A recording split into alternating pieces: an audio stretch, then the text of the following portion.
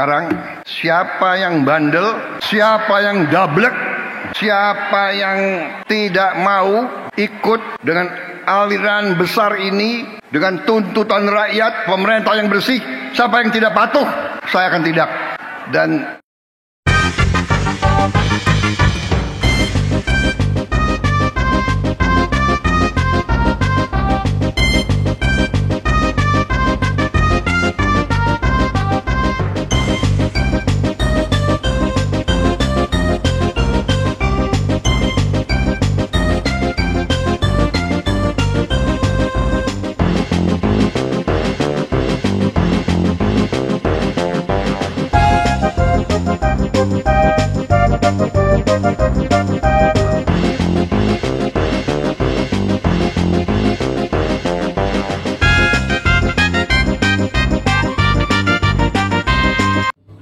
ini adalah petani singkong mandiri, bukan di bawah binaan negara atau pemerintah, bukan pula di bawah binaan yang namanya perusahaan. Artinya memang kami bekerja sama langsung dengan Tuhan, Pak Dirjen. Mengandalkan panas dan hujan, matahari hanya mutlak dari Allah SWT. Pupuk pun kami tidak ada yang namanya subsidi karena sudah dicabut di peraturan di Kementan tahun 2022 nomor 10. Kami sekarang sudah mandiri. Putusan dari hari Jumat tanggal 31 Januari tahun 2020 kemarin menghasilkan satu bentuk keputusan menteri dengan harga minimal 1.350 dengan maksimal rapaksi atau potongan itu maksimal ya 15%. Yang tidak mengikuti perintah dari kementerian seperti apa kawan-kawan tindakan dari? Jadi seperti yang disampaikan Bapak Presiden Republik Indonesia tadi saat kami Zoom meeting dan disampaikan juga oleh Menteri yang tidak mau patuh atas keputusan tersebut, ya artinya memang tidak NKRI. Itu yang disampaikan Pak Presiden tadi, tidak merah putih. Artinya harus segera ditindaklanjuti atau berikan satu bentuk teguran-teguran yang sifatnya ke depan yang untuk dibekukan. Nah ini, dan saya pun ke depan berharap ada kompetitor lain atau BUMN yang bisa mengcover petani singkong. Kan ini bisnis yang sangat bergengsi. Bisnis singkong ini atau tapioka ini bisnis yang sangat menjanjikan di Provinsi Lampung. Karena ini memang kontinu. Untuk perusahaan ini ada berapa sih yang mengikuti? Ada sekitar 10 perusahaan. Dari 10 perusahaan sekarang sudah menjalankan perintah dari kementerian. Sampai hari ini belum ada. Kalaupun ada seperti yang disampaikan kami dari PT Sorini. Itu yang di depan apa Bang? Mereka yang belum patuh ini? Itu ada sanksi yang keras dari Kementan atau dari Satgasus Pangan dari pusat yang dipimpin oleh Pak Irjen, tadi saya lupa namanya, beliau tadi ikut rapat kami di Lampung Tengah beserta Dirkrim Sus Polda Lampung.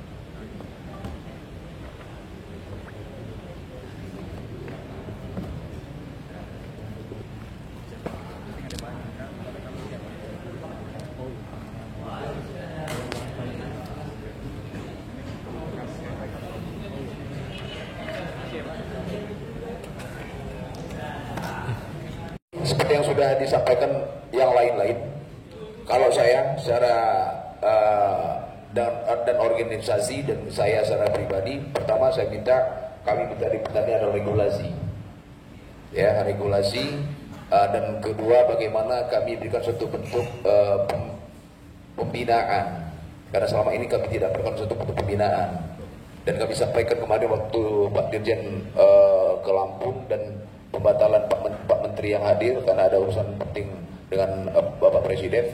Kami sampaikan kami adalah petani yang bergantung langsung kepada Tuhan, Pak. Baik bumi, baik matahari dan hujannya. Karena pupuk subsidi sudah dicabut di Permen nomor 10 Kementerian Pertanian pada tahun 2022. Kami sudah hilang itu. Yang ketiga, bagaimana kami petani mendapatkan satu bentuk modernisasi.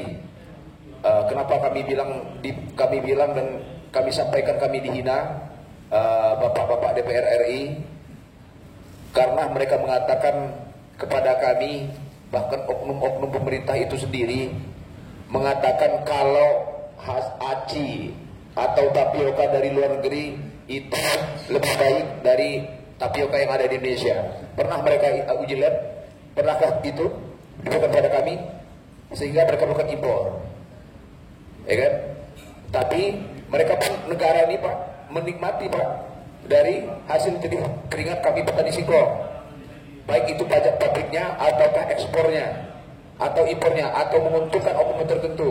Maka kemarin sudah diputuskan oleh Pak Menteri dihentikan untuk impor tapioka.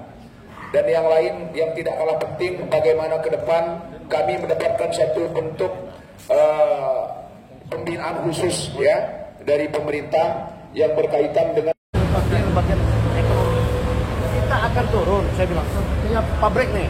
Ini wilayah ini ya, kalau bukan aja. Makan. Bukan. Bukaan. Kita sebelum kita masuk, mobil kan jual, kita foto dulu notanya. Itu bahan kita. Masuk ke dalam satu tempat. Sudah itu kita masuk ke sana. Apa kata-kata? Kita minta. Selamat pagi. Berjuang. Kita ambil. Petani singkong. Pasti jaya. Yang sudah campur aduk. Pasti. Baik tua maupun ambil dulu. Ini kecolek disebut untuk duit.